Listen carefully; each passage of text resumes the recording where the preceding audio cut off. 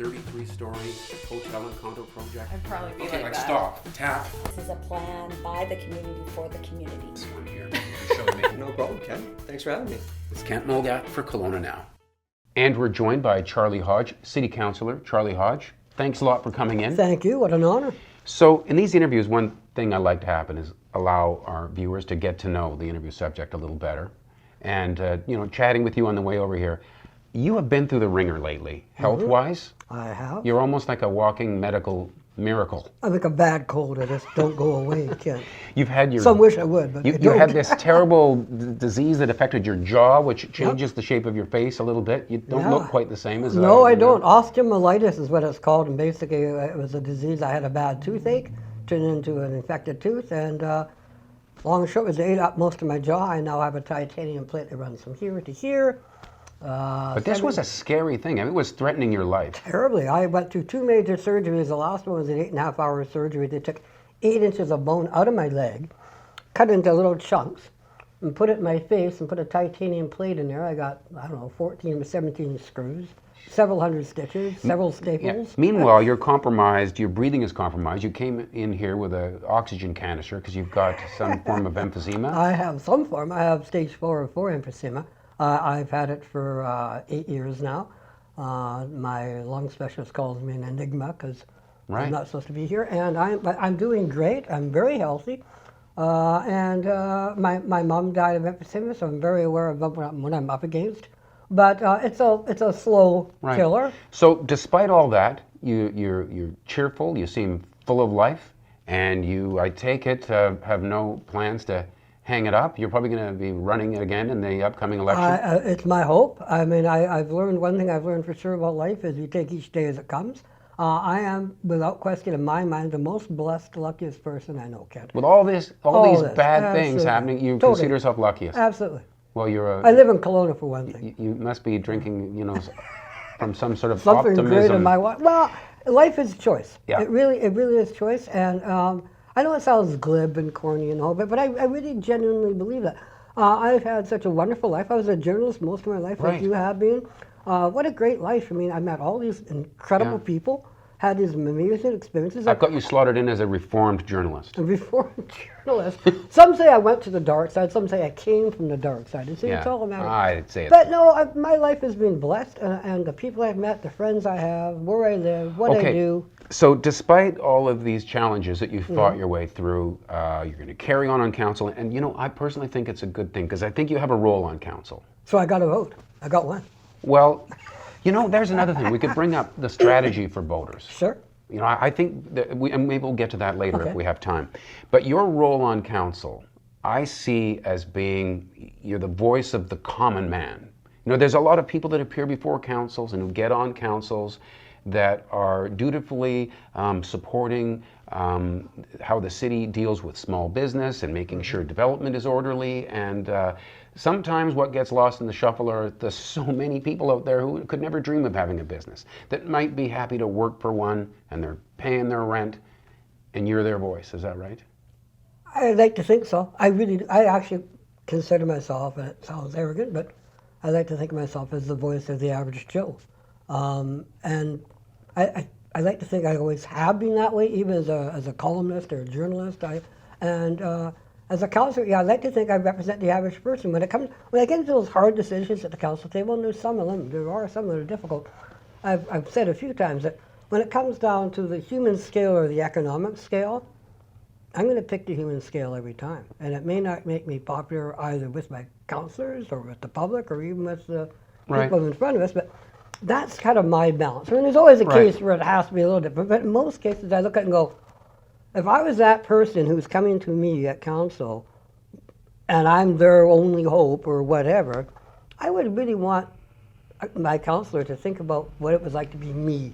Right. And I try to remember that. So, I don't always, but I try. But you're just one vote on that council. Absolutely. So when you bring up sort of the human side of an issue, is that group of people we currently have, are they listening to you? Are you able to influence some of the other people so that voice really starts to take on meaning? Because if it's just Charlie, the lone voice in the wilderness, then that one vote on these things doesn't carry any weight. You need to reach out to others. Absolutely. And part of that is And I'd like to think I've matured a little bit over the years on council. I used to just hammer on the table and not often get my point across because I was too Right. busy being emotional. And I am an emotional person, but I'm actually very thankful to be on this council. It is actually a much more respectful council than people think. When I first got elected, I thought myself that I was definitely on the outside looking in. And in a lot of cases, I am, but they have never made me feel that way. There is a real respect around that council table. And I think that the majority of councillors that I work with, logic or reasoning is where they go. And Right. so they don't go into an issue with their mind shut. So if I can tweak them, if I can make them think a little bit, occasionally, do that tender side, I have seen it happen. I have seen results. Certainly there's a number of times where I walk away feeling frustrated, but the trick on council is, and where I really can give credit to these councillors, is each issue we look at separately. If I lose this fight, I don't carry my anger into the next one, and neither do they. Right. So, yes, I think I do have a place. I think I am effective. Perhaps not always as much as I'd like, but yes. Yeah. Now, one of the things you raised when we were discussing a few things before this interview that concerns you is how much councillors get paid. And my suggestion was, well, don't bring that up, Charlie. They're going to think you're just in it for the money. Absolutely, I know. But there's a point behind that that's not just self-serving. That perhaps at the level we pay a city councillor, it doesn't necessarily attract all of the different kinds of people that we might want on a city council. So, and that's the point. Explain that. Exactly, Kim. Well, in my mind, first of all, I think people when they look at politicians, they sometimes lump us all together, federal and provincial, municipal. There's a huge pay scale difference for one. For two, there's no pensions for a councillor. But more importantly, in my mind, it's supposed to be a part-time job, which I get, but what's happening right now is the federal government, in its infinite wisdom, and Lord only knows where they've come up with this brainstorm, have decided that after this term, future councillors will no longer get their 30% tax break stipend scenario that they get. In other words, the pay scale for a councillor will pretty much reduce by 30% of what it is. So instead of getting a raise, we're going to actually, the next council, people that run, need to be aware that they're going to make less money than we make now at the end of the day. and right now it's about 31,000. Around 30,000, somewhere Okay. around there, yeah. And the bottom line is in years past, we look at a lot of the councils, they were really made up of either seniors, people who were retired, people who own their own companies or businesses, or come with a bit of a financial security. They don't have to, the amount of money you got in council didn't matter. It was more the ego and the prestige. Wealthy people, business owners, retirees. Right. So So you're not getting the young working family person there. You're not getting the person like Charlie Hodge, who is a Canadian writer, which is a nice way of saying I'm broke. Right. The majority of people that have run on council over the years don't represent the fewer demographics of the community. They represent to a large degree, the more elite part of our society. So decisions are not necessarily coming from people who are in the trenches, who understand a single mother's wage, Right. or what it's like to literally be a renter all your Right. life and never see Okay. that. Great point. I want to move on to something else. When I asked you about issues on council that you wanted to talk about, one of the first things you suggested might not be very popular, but on this homelessness issue, and it kind of surprises me. You think that maybe the police are backing off too much about the criminal element that exists in the periphery of the people that we see, in the homelessness crowd with their addictions and their mental health questions. There's a certain element of criminality that sort of circles around there, and you think the RCMP need to do more on that? Well, it's two-pronged in my mind. First of all, yeah, and I think we clearly have to separate. There's a difference between the homeless and the criminal element that we have out there. So yes, I'm not talking about those with addictions. I'm not talking about those who are truly homeless. I'm not talking about those that have perhaps mental illnesses of a sort. I'm talking about what I consider to sort of be the user, loser, hanger-oners, the ones that are dealing the drugs and taking advantage. Believe me, some of the street people out there that are truly street people, they're afraid. They're terrified. Right. These guys are run roughshod. There's own little criminal element. So in my mind, I think that what we have to see, and I've mentioned this to the police, I don't think that, I know they're frustrated with the court system. The cops bust somebody, they take them to court, the court says let them go. It's a joke. And we have to deal with the federal government, but that's not our problem today in Kelowna. We can only deal as a municipality with what we have. It's a revolving door, right? It's a revolving door. So I empathize with the police. But you want them to keep revolving that I think door? that the police have to be sending, in my mind, a stronger message. I really do believe that, and when I say this, that I think they have to start to be seen to be serving out,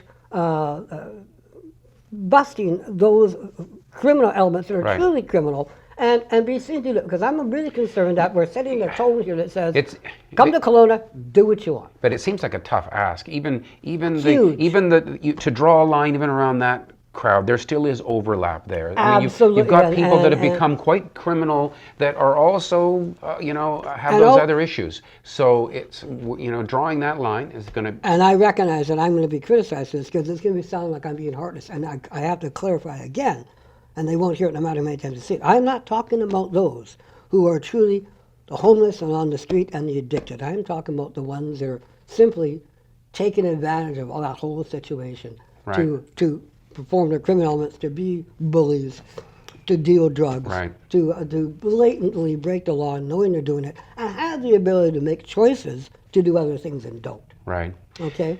So, Charlie, you brought up some great stories about your career as a journalist that I'd like to talk about maybe some other time. But we have to wrap things up pretty quickly. Sure. But before we do, what do you think your chances are? You seem to have a real knack for either, squeaking in or being what you call, the first loser? The first time I ran for council, I finished number 9, only 8 get in, so I said I was the number 1 loser. I am always right on the bubble, and I think the reason I'm right on the bubble is for a number of reasons. I do quite often upset some of those in the development field or others, and I represent the average Joe. And I think the average Joe person out there is really kind of giving up on the system. They're fed up. They don't get out and vote. And so, I squeak in. This election, I believe all the incumbents are going to run again. You think that the mayor is going to run again? I believe so. I hope so. I think, I would like to see him run again. But I believe all the incumbents are running again. And I'm also aware that there are some very good, well-known candidates out there that are considering running. So I see myself on the bubble. And, so I guess my comment would be that if I'm going to get in, I need the average Joe to care and to get out and vote. And otherwise, I'll be gone. All right. And that's just the reality. But, either way, I'm thrilled and honored to have had the time that I'm on council. And I'm thrilled and honored to live in this community. So. And we're thrilled and honored that you came in today. Pleasure. Thank you very much. Charlie Hodge, City Councillor. This is Kelowna Now.